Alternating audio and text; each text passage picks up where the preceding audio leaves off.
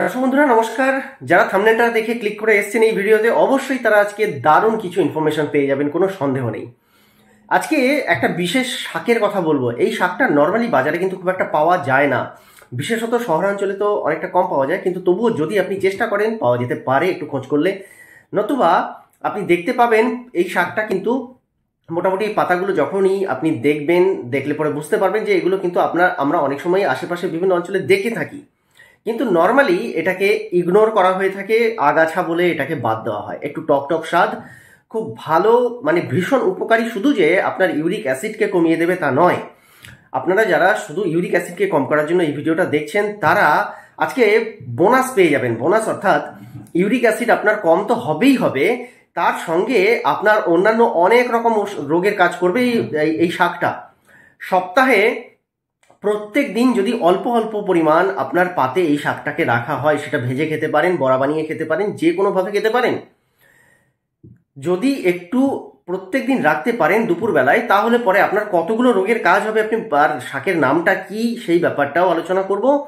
কিন্তু তার আগে যারা চ্যানেলটিকে সাবস্ক্রাইব করছেন না, আমি নিত্য নতুন আপনাদের জন্য এরকম ভিডিও নিয়ে আসছি, আপনারা প্লিজ সাবস্ক্রাইব করুন, তাতে আমার মোটিভেশনটা আরও বেড়ে যায়। তো যাই হোক, সাবস্ক্রিপশনের পাশে পাশে থাকা বেল বাটনে এবং আল বাটনে ক্লিক করতে একেবারেই ভুলবেন না। দেখুন, এই শাকটাকে ইন্ডিয়ান চেঙ্গেরি বলা হয়, ইন্ডিয়ান চেঙ্গেরি বা ইন্ডিয়ান সোরেলও বলা হয়, ভারতীয় চেঙ্গেরি। নর্মালি বাংলাতে এর কোনো নাম কিন্তু নেই। শাকটা কি কি উপকার করে জানেন? শাকটা আপনার ইউরিক অ্যাসিডে তো কম করবেই, আপনার কিডনিতে যদি কোনো রকম পাথর হয়ে থাকে না, তাহলে সেই পাথরকে আস্তে আস্তে কিন্তু ক্ষয় করে কমিয়ে আনতে সাহায্য করে। আপনার যদি গাল ব্লাডার স্টোন হয়ে থাকে, সেখানেও কিন্তু আপনার অনেকটা সমস্যা নিবারণ করে।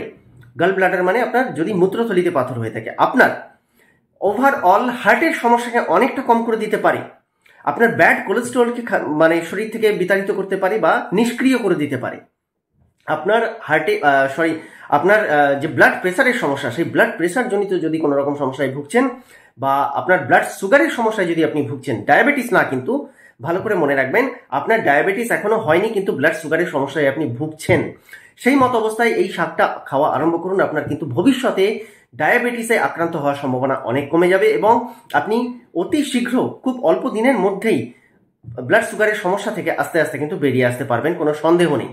যাদের হাড় অত্যন্ত দুর্বল, যাদের শরীরে শক্তি সামর্থ্য অত্যন্ত কম, মাংসপেশি খুব একটা সুগঠিত নয়, তারা এই শাকটা খাওয়া আরম্ভ করুন। কারণ এতে যত পরিমাণ না অ্যান্টিঅক্সিডেন্ট রয়েছে, যত পরিমাণ ভাইটামিনস রয়েছে, যত রকম মিনারেলস রয়েছে, মানে বলতে গেলে এটা একেবারে সুপার ফুড একটা।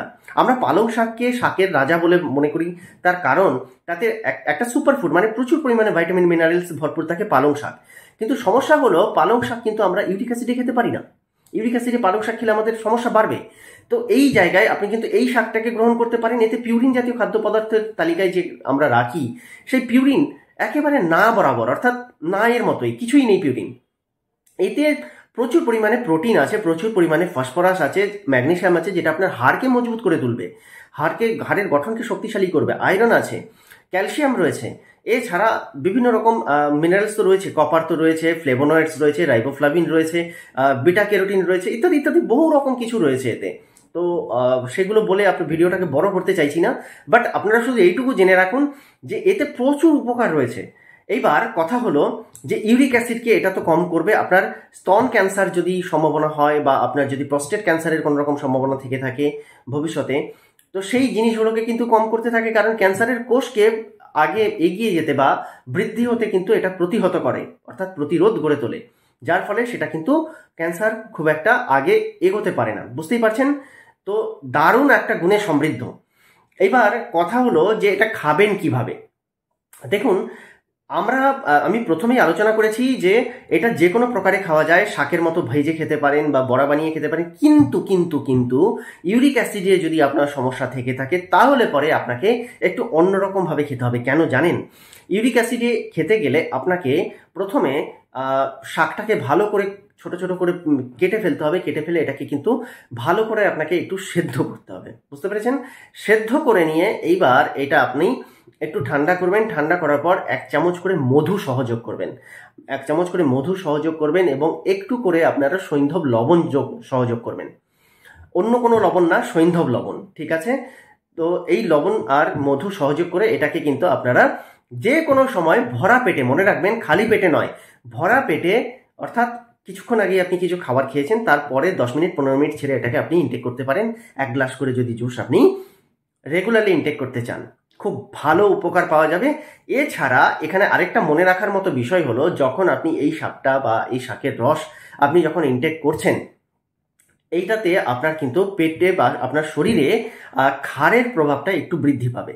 অর্থাৎ শরীরে অম্লত্ব এবং ক্ষারত্ব দুটো যদি সমানভাবে বজায় না থাকে তখনই কিন্তু শরীরে বিভিন্ন রকম রোগের সৃষ্টি হয়।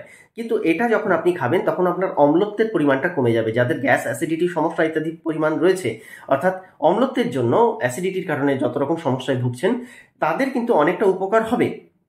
কিন্তু অলরেডি যাদের মানে ক্ষারত্বের প্রভাবটা বেশি আছে, রক্তে ক্ষারের পরিমাণ বেশি বা শরীরে ক্ষারের পরিমাণ বেশি, তাদের ক্ষেত্রে একটু প্রবলেম দেখা দিতে পারে। যার জন্য এখানে আপনারা সবচেয়ে বেটার অপশান যেটা আপনাদের দিচ্ছি, সকালবেলায় উঠে খালি পেটে একটু লেবুর জল করে যদি খেতে পারেন, অর্থাৎ পাতি লেবু নিয়ে নেবেন, নিয়ে একটু ইসুদুষ্ণ গরম জলের সঙ্গে মিশিয়ে নেবেন সেই রস, এবং সেটাকে খালি পেটে ইনটেক করবেন। এতে করে আপনার শরীরে যে এক্সেস ক্ষারত্ব রয়েছে সেই ক্ষারত্বকে কিন্তু এই লেবু কেটে দেবে বা লেবুর রস সেটাকে খণ্ডন করবে, যার ফলে এই শাকটা যখন আপনি ইনটেক করবে তখন আপনার শরীরে ক্ষার বৃদ্ধি পাবে না, বরং একটা ব্যালেন্সে থাকবে।